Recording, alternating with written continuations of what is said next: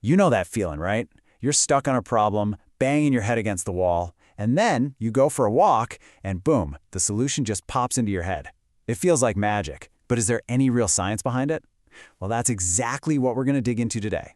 We're looking at the research that shows why a simple walk might just be the best creativity tool you have. So all of this comes from a fantastic 2014 study out of Stanford University. And you have to love the title, Give Your Ideas Some Legs. This isn't just a collection of nice thoughts. This is the actual research that put hard numbers behind that feeling we all get, the link between moving our feet and moving our minds. And hey, this idea isn't exactly brand new. The philosopher Friedrich Nietzsche said it ages ago. All truly great thoughts are conceived by walking. So many of us have felt this, right? That sudden moment of clarity or that breakthrough idea that only seems to arrive when we're on the move. But that's the big question the Stanford researchers wanted to nail down.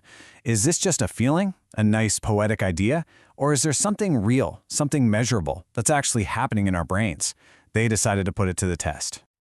So how in the world do you even test something like that? Well, the researchers came up with a series of really clever experiments designed to figure out what kind of thinking exactly walking helps with. First things first, you need a way to measure creativity. One of the main ways to do that is to test something called divergent thinking. Now that's just a fancy term for brainstorming. It's your brain in a free flow state coming up with tons of different ideas. Like, how many things can you do with a button? It could be a doll's eye, a tiny wheel for a toy car, a poker chip. That's divergent thinking. And they compared that to its opposite, which is called convergent thinking. This is when you're looking for one single correct answer. It's focused problem solving. Think of a riddle, like what's the one word that connects cottage, Swiss, and cake? The answer, of course, is cheese. So the big question is, does walking help with both types of thinking? And the results? Whoa, they were pretty staggering. Just look at the graph. For that divergent, creative style thinking, people's output went up by an average of 60% when they were walking compared to when they were sitting. That's not just a little bump. That's a huge leap in generating new ideas. But here's where it gets really interesting. Look at what happened with convergent thinking, the single answer problems. Walking didn't help at all. In fact, performance went down a little bit. And that's a super important discovery. It means walking isn't just a general brain booster, it specifically juices our ability to think broadly and come up with fresh new ideas. Okay, so walking helps while you're actually doing it. But what about afterwards? Does all that creative magic just disappear the second you sit back down in your chair? The researchers had to figure this out. I mean, maybe people just got better at the tasks the second time around, a practice effect. Or maybe the creative spark is gone in a flash. They needed to know if the benefits of a walk actually stick around. And what they found is so cool. They discovered this powerful residual effect. Even after people walked on a treadmill and then sat down, their creative output stayed way up high. The boost lingers. It's like it has a creative afterglow. So what's the takeaway for you and me? It's super practical. A short walk right before you dive into a brainstorming session or tackle a tricky creative problem can give you a real measurable edge. But wait a minute, all these experiments were done on a treadmill inside a boring room. What about a classic walk in the park?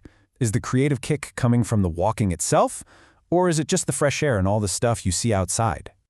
To get to the bottom of this, they designed an absolutely brilliant final experiment. They had 4 different groups: people sitting inside, people walking on a treadmill inside, people walking outside, and here's the really clever part, people being pushed in a wheelchair outside. So that last group got all the outdoor scenery, but without actually walking. And the results couldn't have been clearer. The 2 groups that walked, whether they were inside or outside, were way more creative than the 2 groups that sat. It proved that the physical act of walking itself, not the environment, was the main ingredient for boosting creativity. And if you need one more number to see just how big a deal this is, get this, a whopping 95% of the people who walked came up with at least one high-quality, new idea.